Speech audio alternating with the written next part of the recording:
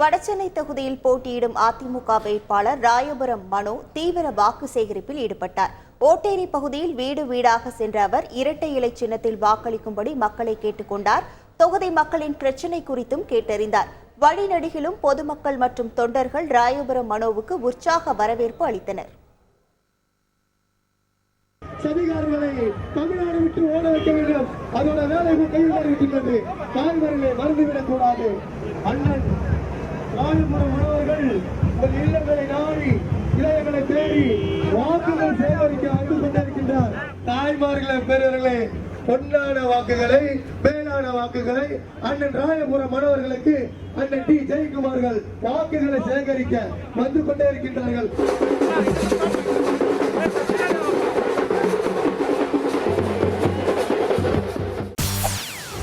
செய்திகளை உடனுக்குடன் தெரிந்து கொள்ள உடனே சப்ஸ்கிரைப் பண்ணுங்க.